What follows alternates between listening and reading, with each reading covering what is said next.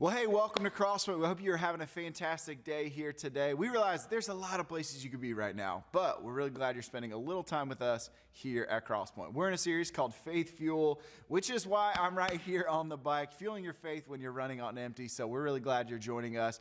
If this is your first time, man, we would love to help you make this your church home. But in order to do that, we need to connect with you. So one of the best ways to start is through our digital connection card. Now, if your very first time is right now, this is a great opportunity for you to let us know who you are and how we can best connect with you. If you're a partner regular, you know the drill. Fill this out with any information that is new or has changed recently. And we have amazing in-person kids environments that meet on Sunday mornings at our 9 a.m. and 10:30 service. We would love for your kids to join us each week as we help them see God's love for them, that He has a plan for them, and He invites them to follow Him.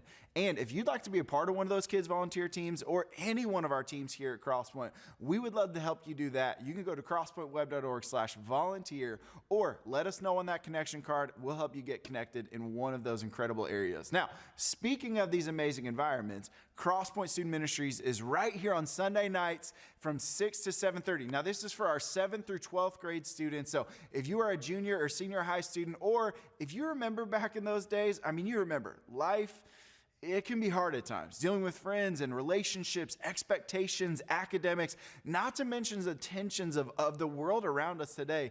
It can be a lot, and we are here to help. We think you students will love CSM. This is a great opportunity for them to connect with their friends, develop influential relationships with adult leaders, and grow in their faith. And obviously, a little bit of fun too. Now, if you're a student or you have a student, we hope to see them right here on Sunday evenings at 6 p.m. Now, speaking of Crosspoint Student Ministries, they are sponsoring a 2022 March Madness bracket fundraiser that'll help our students fund their way to convention later this summer in San Antonio. So if you'd like to turn your March Madness bracket into doing some good, this is for you. You can check that out under the app or on our website.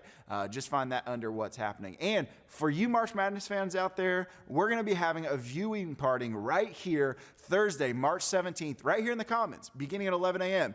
Games, they're going to be on all the screens. We're going to have free Ale Emporium appetizers all day long. Come hang out, watch, maybe do a little bit of work, or just watch all the games, enjoy some food, and connect with some other March Madness fans. Now, we've got a great service for you today. We're continuing in this series called Faith Fuel, fueling our faith when you're running on empty. And if you miss a week, you can catch up on all of our previous weekends on our watch page. Now, today, we're looking at the power of relationships that just kind of drop into our lives, that create these defining moments in our lives. And so, to help us get going in that direction, here's Andy Grammer's brand new song that talks just about that. Let's head to the venue with the Crosspoint Band.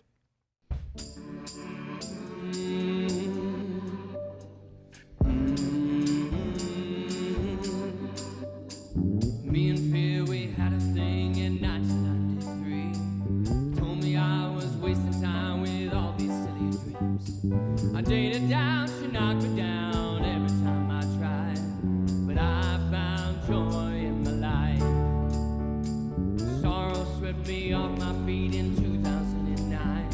Took long walks on the beach next to the oceans that we cracked. And grief, she came and overstayed way longer than I'd like. But I found joy in my life. I found joy in the opening of my eyes. She gave me wings and halo rings and taught me how to fly. Ooh, I feel like a million lives. I found joy in my life. Got me like, yeah, yeah, yeah. Oh, oh, oh. I found joy in my life.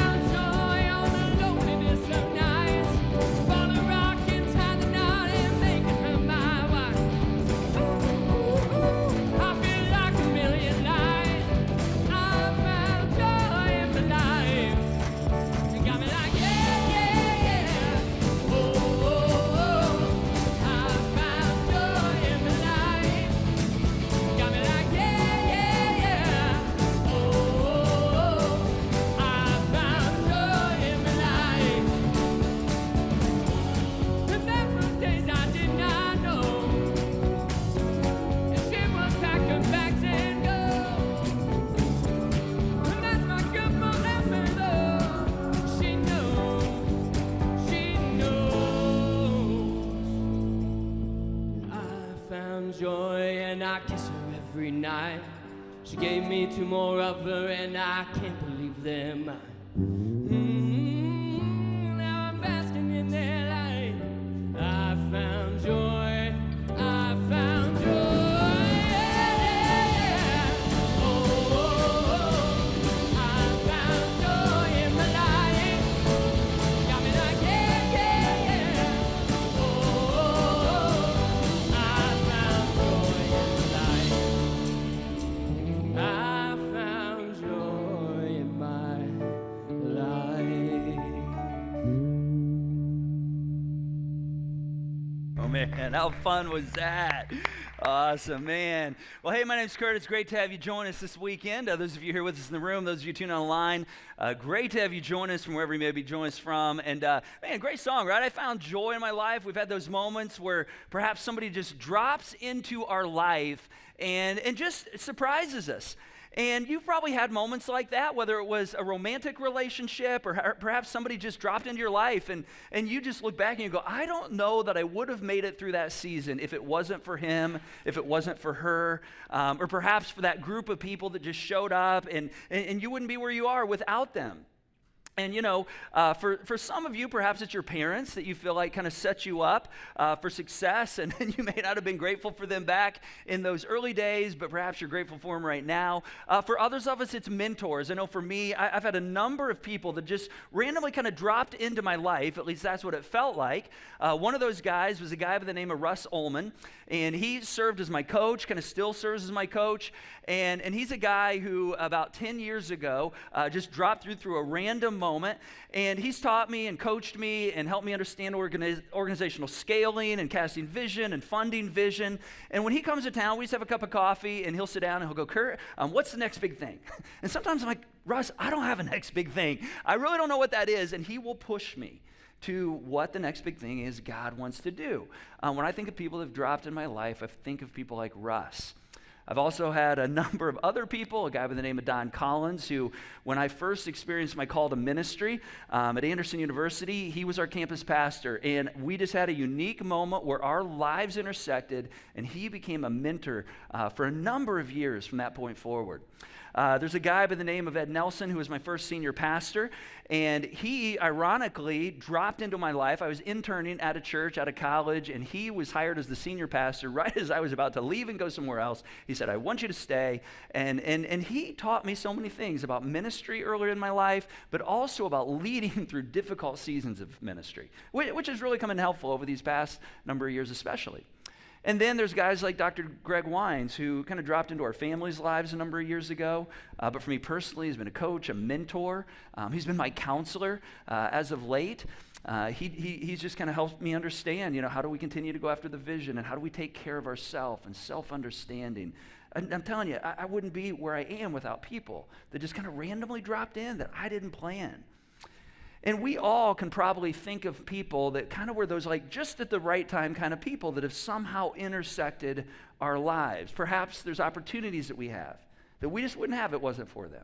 Or maybe they dropped in and just gave us a moment of encouragement or perhaps correction. And maybe we didn't appreciate it at the time, but we do now. And so just real quick, anybody come to mind for you? Just make a mental note. Who is that person? And have you thanked them? Do they know what they have meant to you? We're going to come back to that here in just a moment. So, man, we're in part 3 of this series, which I've been enjoying. Faith, fuel, I mean, that never gets old for me. And we're talking about how to fuel our faith when we're running on empty. And kind of the premise behind this whole series is really that, you know, in the first century, Jesus invited people to follow him. And he kind of had an agenda for his first century followers. He has an agenda for you and I in the 21st century. And that is he wants us to be people of this big, amazing, unshakable faith. And not the kind of faith that you just keep in your head, but the kind that gets into our lives and our work and shows up when we're at home with our families and out in the community and, you know, serving and recreating, that just kind of comes out of who we are, and it changes things. It comes out of the confidence that we have in our Heavenly Father. And let's be honest, faith that doesn't change things. In fact, Jesus' brother once talked about this. James actually said, that kind of faith, that's dead. It's actually useless. The kind of faith that just stays in our head and doesn't go anywhere, change anything.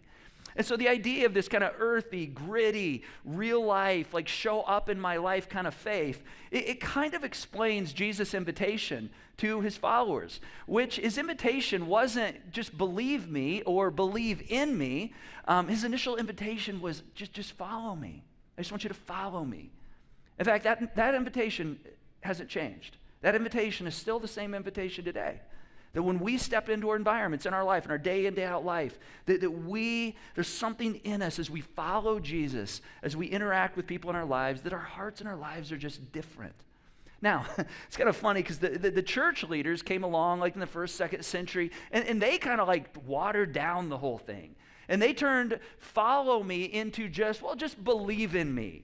And yes, Jesus wants us to believe in him. It's just that, he's not interested. His goal was not to get us in a room and be like, oh, we believe, and rah-rah about how much we believe. His goal was that we would believe in him and that would inform how we follow him and would actually make a difference in our lives. And if that wasn't the case, the first century Christians would have never made it out of the first century.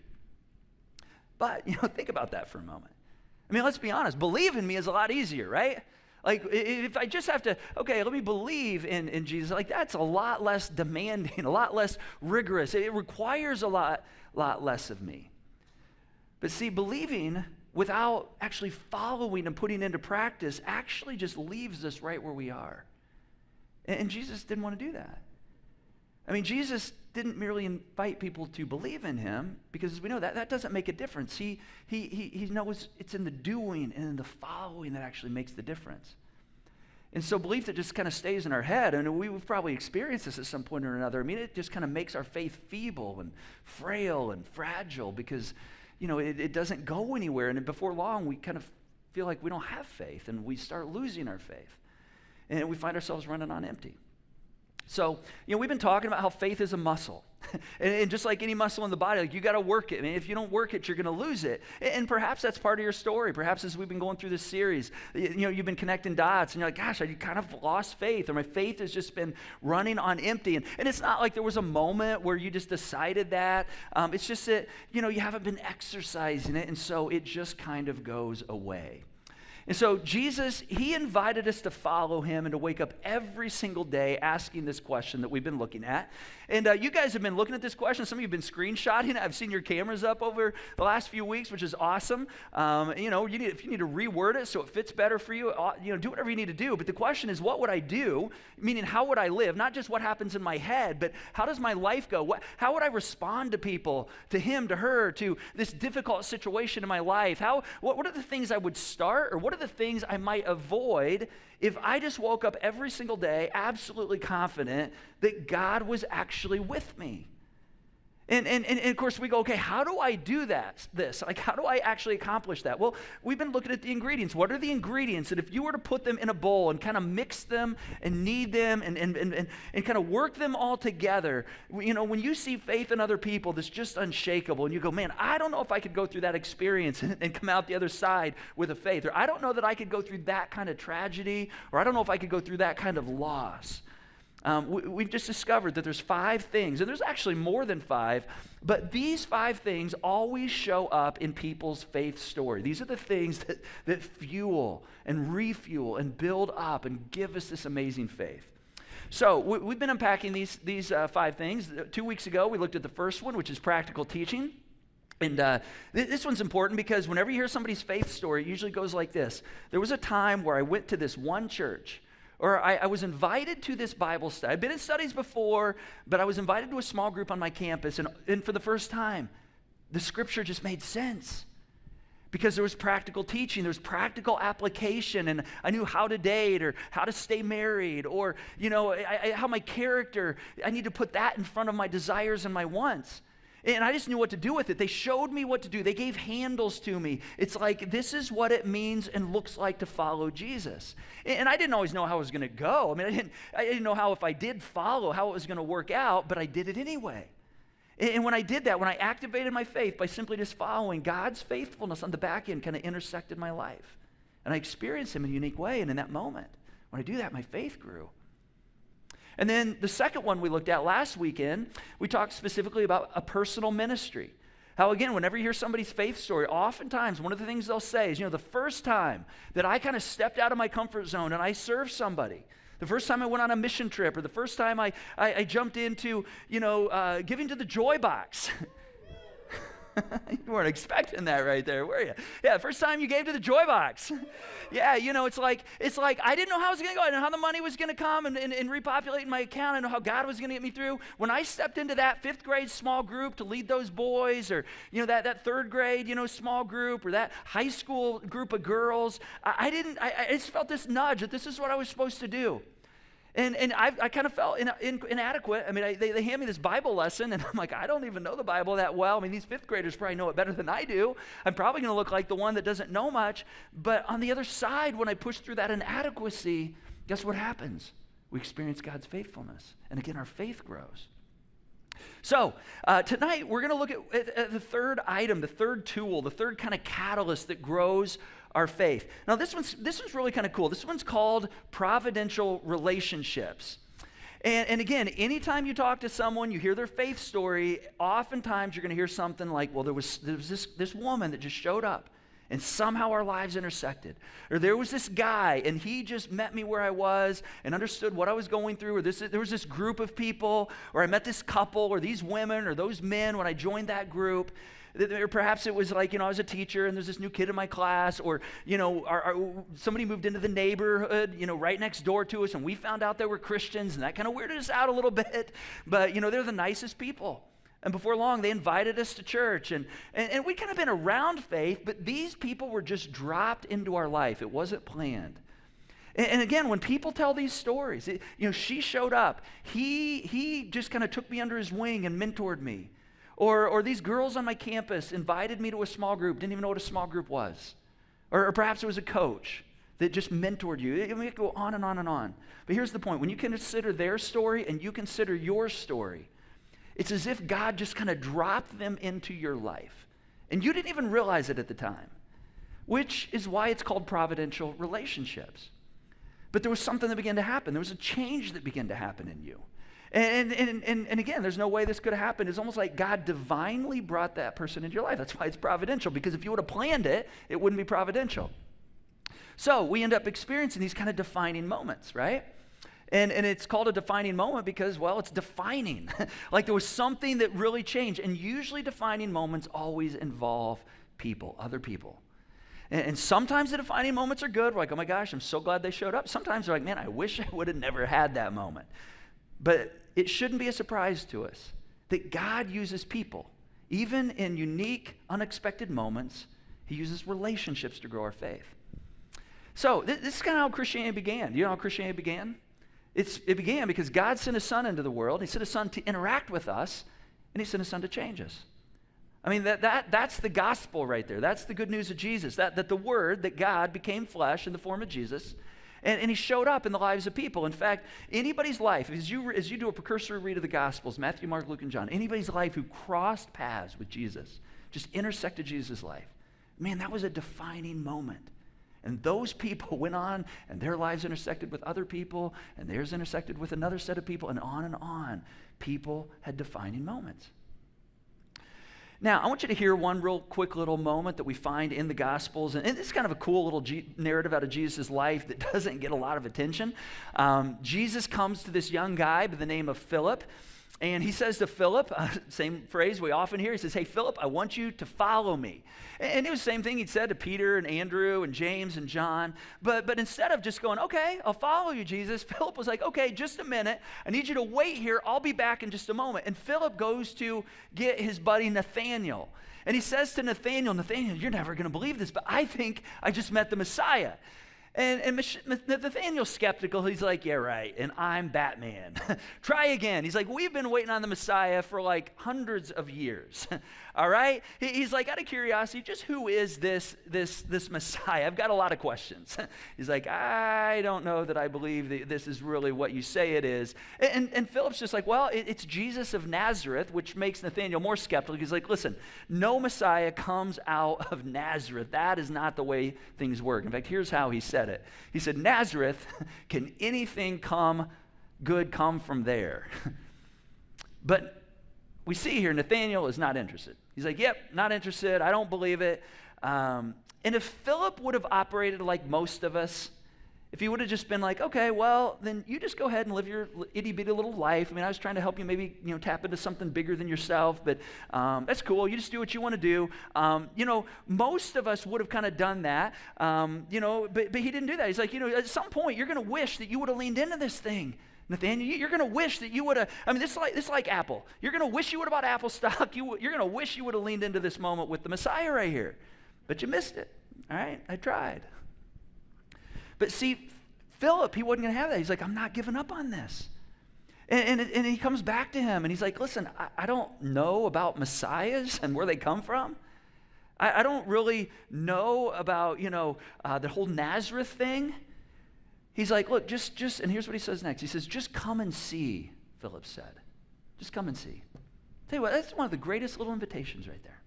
Just come and see. And Nathanael goes, and he experiences the character and the amazing grace and mercy of Jesus the Messiah, and it wasn't at all what he expected. And later on, Nathanael thanks Philip. For the rest of his life, he's like grateful to him because he got a ringside seat. Think about this. He got a ringside seat because of that invitation to see the activity of God play out in front of him. And he would have missed it. He would have missed it if it wasn't for Philip, because Philip didn't give up. Just think about this. You can picture this in your mind, right? Just think about all the amazing moments that happen in front of Nathanael and Philip throughout their lives. And every time one of those happens, Nathanael just leans over to Philip and he's like, dude, I just want to thank you. I'm so glad you invited me into this. Otherwise, I wouldn't have seen any of this. Which kind of reminds me of something that happened in my backyard a few years back. See, when we moved to Fishers and we were kind of dropped into this neighborhood as we were coming to start Crosspoint, we began to get connected with some of our neighbors, and my brother and his wife, Mark and Barb, lived right behind us, and we kind of got connected through them to some of their neighbors because they lived there before us, and it was just kind of hey, just come and check out what we're doing, come and see what Jesus is doing, and ironically over time, a number of the neighbors increasingly started coming to Crosspoint. In fact, many of our neighbors, all of our adjacent neighbors at one point were coming here. Many of them still do, and we had one couple. It was kind of funny where there was a house that somebody moved out, and this new couple moved in, and my kids were so excited. They're like, Mom and Dad, we have new neighbors, and they have kids our age. You need to come out and meet them. And so we go out to meet the neighbors, and we're introducing ourselves, and they're like, yeah, there's some pastor that lives around here, and like everybody around here goes to his church. We just want to know who he is. I'm kind of like, guilty. Like, that's me. And they're like, oh, you're the pastor. And they're like, you are not what we expected. I'm like, guilty again. And so, anyway, they started coming to Crosspoint, then they eventually moved to another community. But the point is, all these neighbors were connecting here, but I want you to hear a bit about one of our neighbors and just the way providential relationships played out and have continued to play out. So here's a little bit of a story that I had a chance to capture and share with you from my friend Dave. Take a look at this. Well, hey, Dave, thanks for joining us in this conversation today. We kind of dropped into your lives in 2006, into the backyard, living right behind you. But before that happened, when you and Angie moved into your home a couple years before that, you kind of had a dream for what you kind of had a vision for in your backyard. What would that look like? Not how it ended up, for sure. So we built in 2003, and, I remember her and I standing in the backyard, and all the houses were kind of done around us, but we weren't looking at those houses like, I wonder who our neighbors are going to be. We wonder, are we going to like them? Are they going to like us? It was our first home, and what we were envisioning was a fence and a dog or two and a couple kids running around. And it wasn't that we didn't like community, but we just weren't thinking that far ahead, But then, that kind of changed in a big way.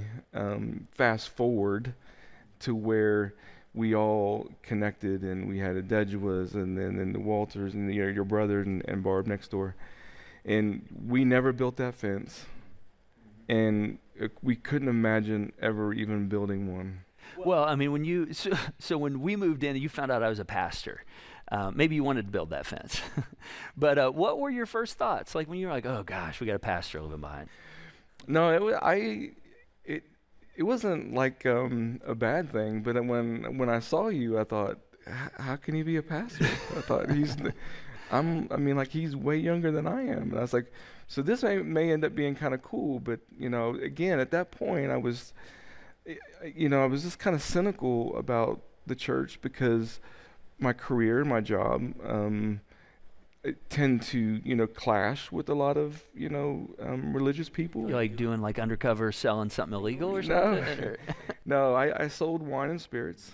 Which typically might not be okay among a Christian tribe. Right, exactly. And so that is the part that kind of kept us from connecting more sooner, because I was afraid, and I didn't want to be looked at as something that was a bad influence on my neighbors or be judged by somebody, especially, an authority of a pastor.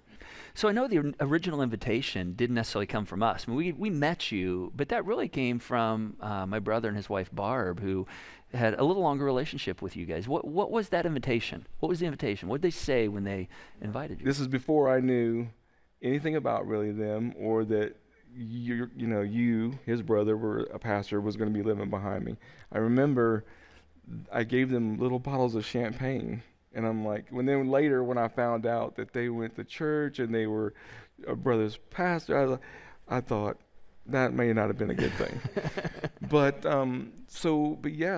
that was 2005 or 6. You guys had already started the exploratory part of starting Crosspoint, and Mark would tell me, he said, "Hey, listen, we're thinking about starting this church. My brother's going to start this church here in Fishers."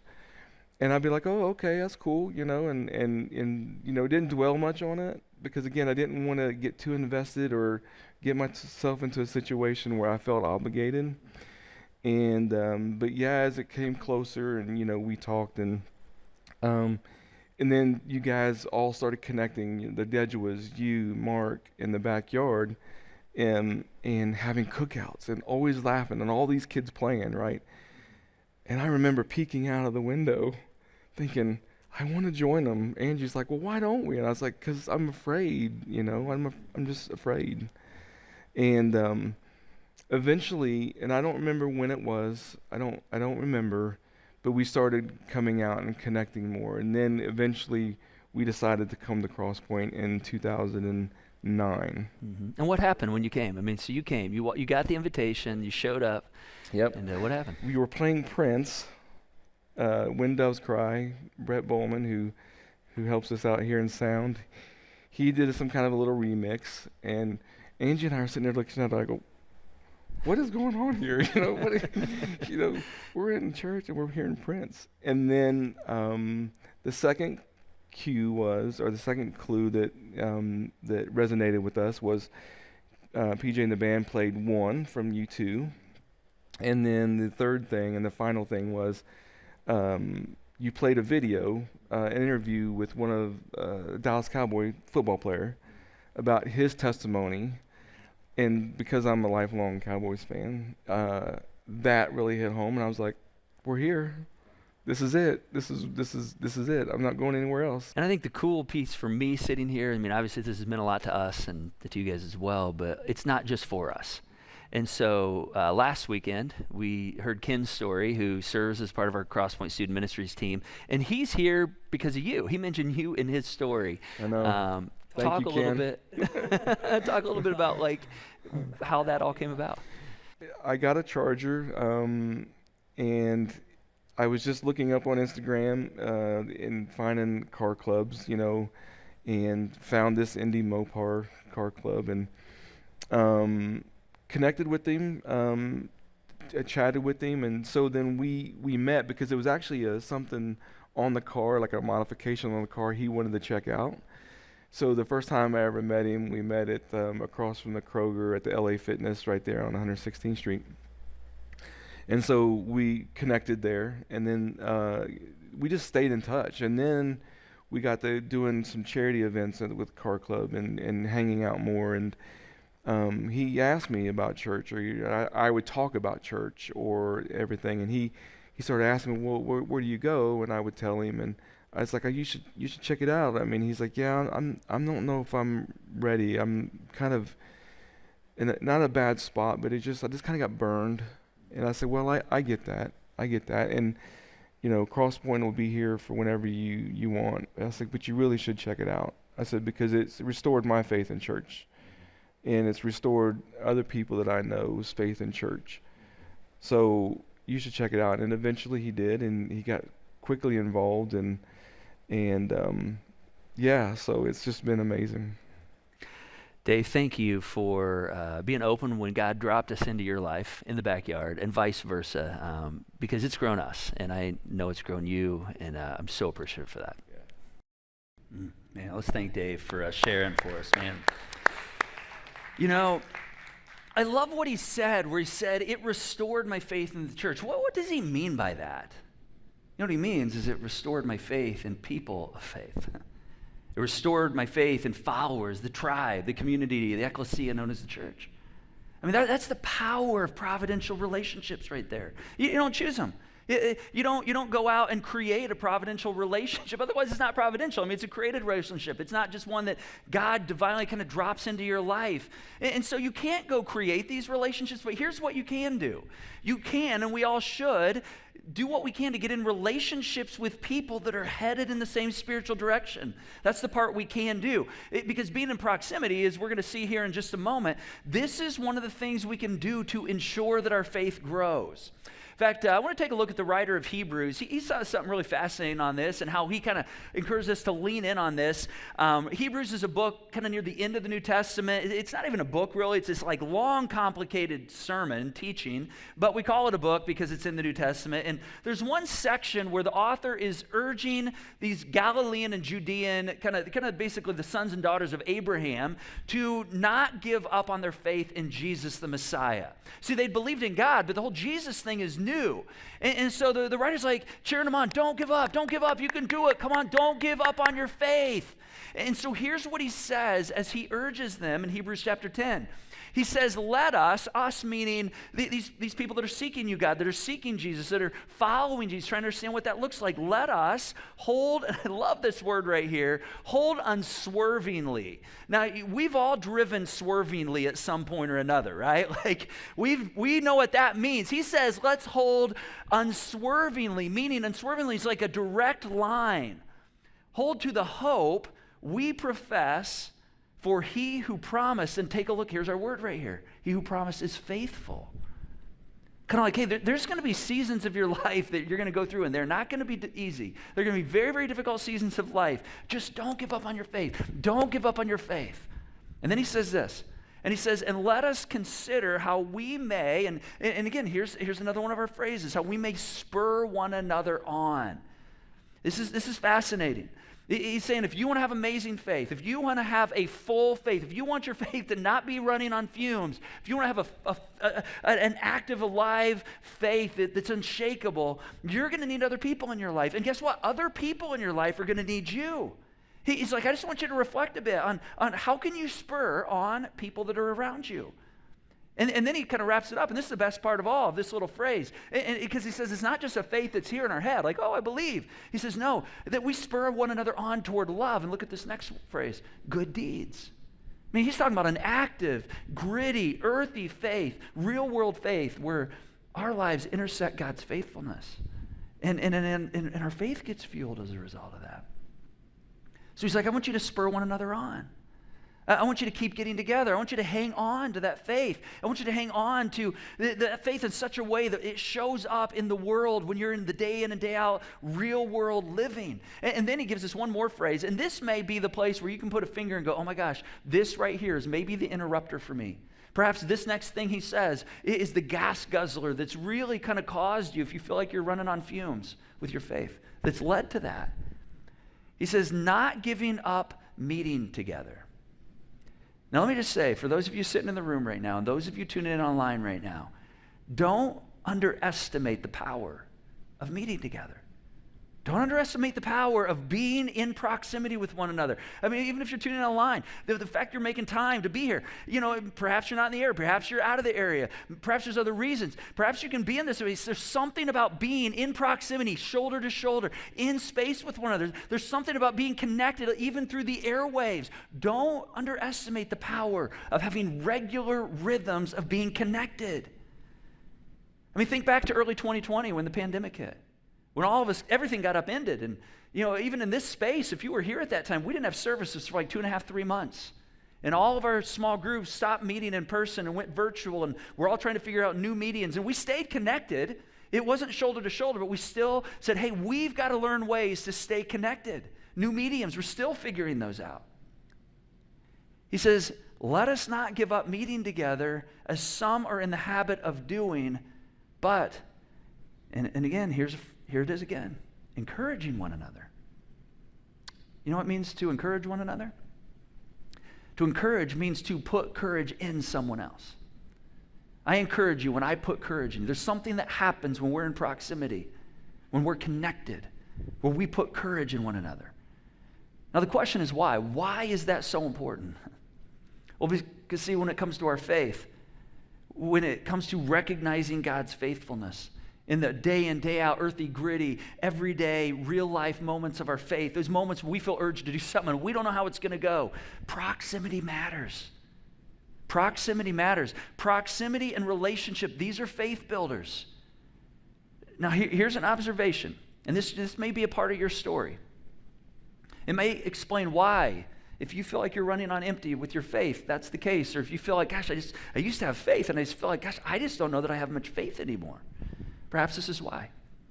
See, people drift from their community of faith before they drift away from their faith.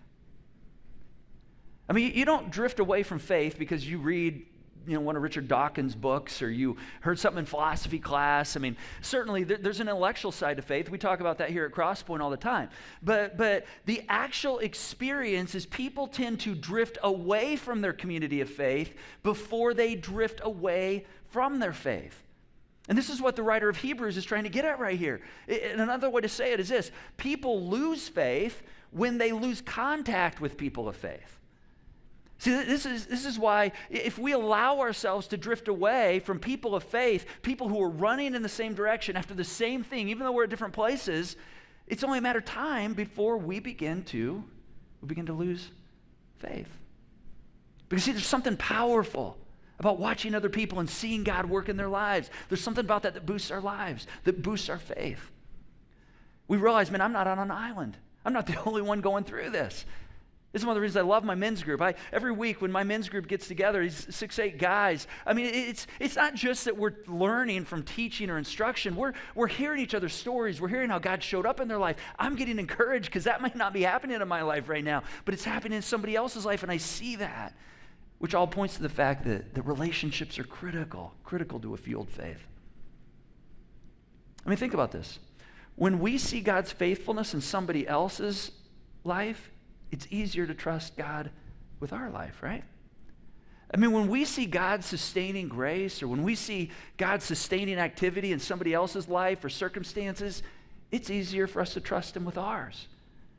I mean, when we're walking through the valley, or when our life's not going up and to the right, I mean, this is what sustains us.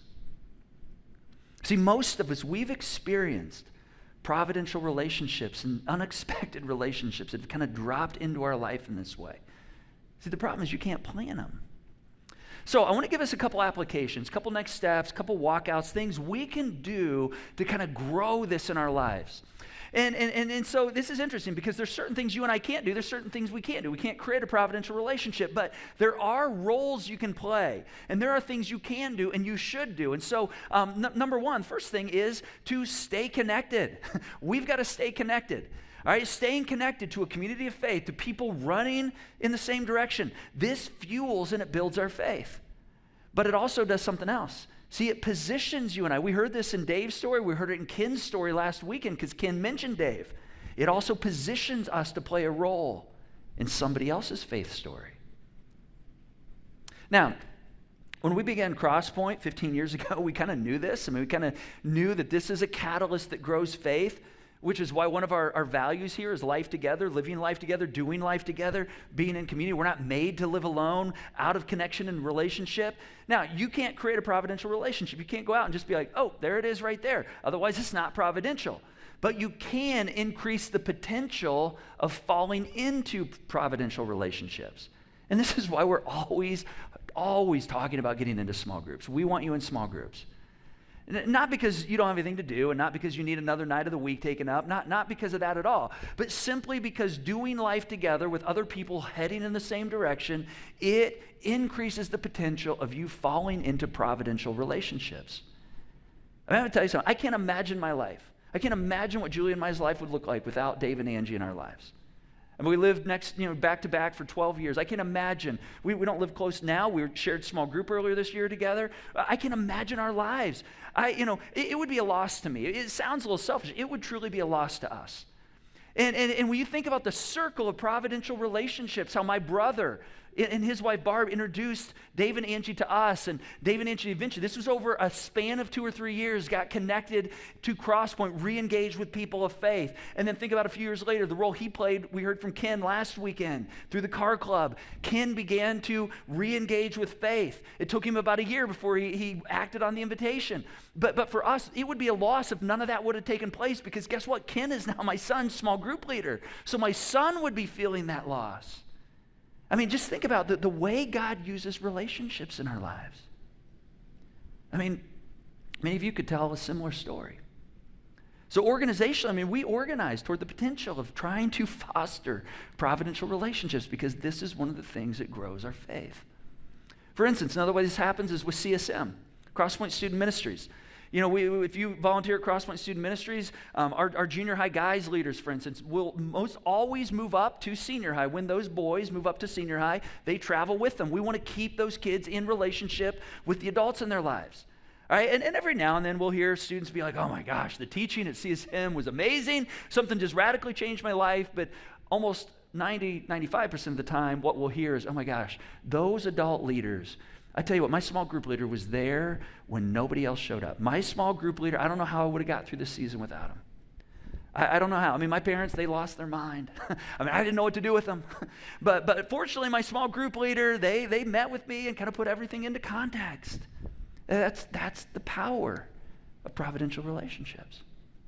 Now, let me just say to those of you who are parents, as a parent who's raised 4 kids through our kids and student ministry, still raising 3 of them that are still involved in it. Listen, you do yourself a disfavor to not have your kids here. Not so we can count kids. We're not trying to get any awards on that front. It's just that your kids' faith is dependent on 2 things. It's 1, dependent on your faith, and 2, it's dependent on the faithful adults that build into them. Another application, another one of our next steps. Again, if you can follow along in your app, pull out your next steps. These are things I'm going to ask you to act on in a moment. You'll hear us say all the time, okay, hey, invite somebody to come sit with you. All right, this is giving someone a potentially life-changing invitation.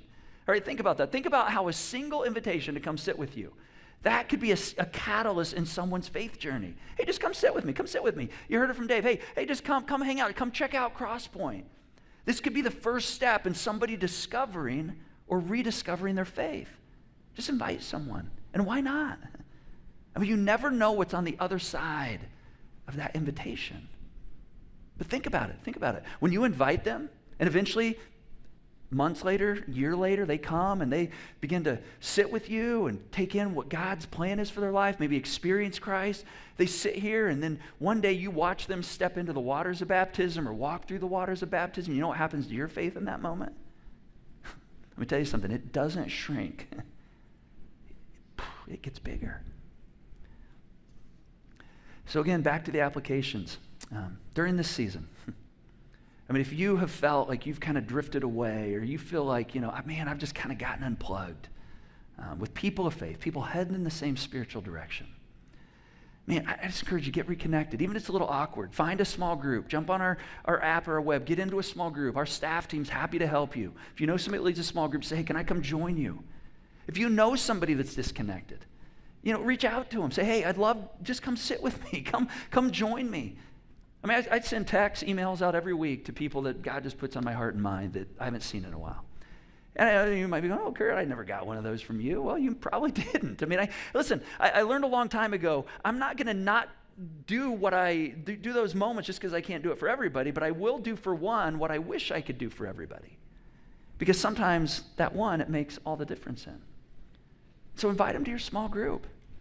You have no idea what might be on the other side of that invitation. And see, here's what happens when you make that simple invitation. When they tell their story, they're probably going to talk about you. I mean, just like Ken last weekend talked about Dave. I mean, they're going to talk about you. And who knows, when you tell your faith story, you may actually talk about them because proximity matters.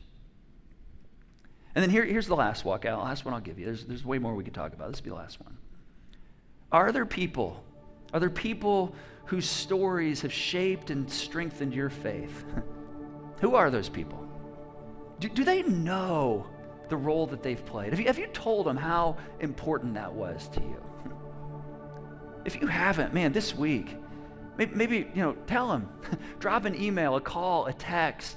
Tell them the role that they played. I just did that earlier today with one of my mentors that I mentioned earlier. Listen, you may not have seen them in a couple years or 5 years, even 10 years, but when you talk about your faith story, you mention them. Guess what? They may need to hear that. They may be going through something you have no idea they're going through, and you may need to spur them on and just say, hey, listen, I just want you to know how pivotal that relationship, that moment was, that role that you played in my life. You'll never know what a simple thank you, how far that goes, and the impact that may have on their faith story. Because see, one of the things God uses is relationships with other followers of Jesus, people who are running in the same direction, to spur us on, to help us not give up, to build our faith. And I don't want you to miss that opportunity, and I want you to be mentioned in someone else's story. So what are you going to do this week? Give you a number of options there. There's a number of next steps in the app, on the connection card. Before you leave, before you tune out, I just encourage you to take one step this week that'll either put you in a place that you can potentially increase your chance for a providential relationship, or potentially spur someone else on, because you'll never know what's on the other side of that. All right, let's stand. Let me pray for us. Man, God, we are so thankful for the people that you have dropped in our lives. It's actually pretty amazing when we think back to all the people that you've potentially used that have intersected our lives at the moment we had no idea. We had no idea the role they would play. But looking back, we realized, man, there was almost like a divine moment that you orchestrated and that we needed. And we just want to say thank you. We just want to say thank you. Man, God, there's a lot of people that are disconnected right now. They've drifted. And God, I just pray that you help us to pay attention. Pay attention to the people that maybe even this week you're going to drop in our hearts. You're going to drop in our lives. Who need an invite to come sit with us. Maybe somebody that just moves in next door and they have no connections, and just a simple, hey, why don't you come sit with me? Come check this out. We never know what may happen on the other side of that invitation. And sometimes it takes some time, God, so help us to just trust that when we follow you in this, that even when it doesn't feel like things are happening, that God, you are using this moment. And we thank you for using us and encouraging us. And I just pray that you keep us encouraged. And we pray these things in your name, Jesus, and according to your character. Amen.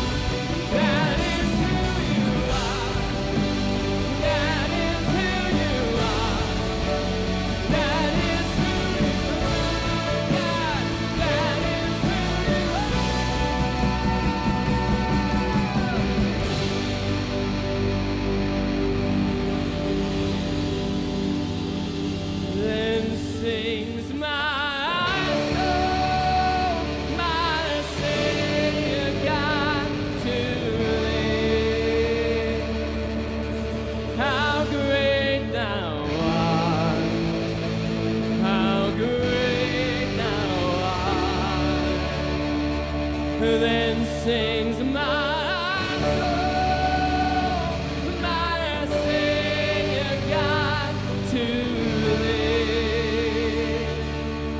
How great thou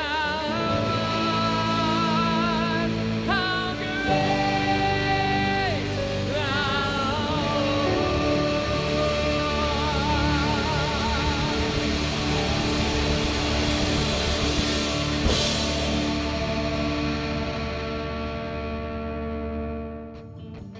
Hey, I hope that song met you right where you are this weekend. Thanks for joining us today, Crosspoint Online. Now, if there's any ways that we can serve you or pray for you this week, just let us know through that digital connection card and go ahead and hit send on that. Now, if you'd like someone to pray with you today, text the keyword need prayer to 25827 and we will be in touch with you later on today. Now, thanks for joining us. We hope to see you next weekend. Part number 4 of Faith Fuel.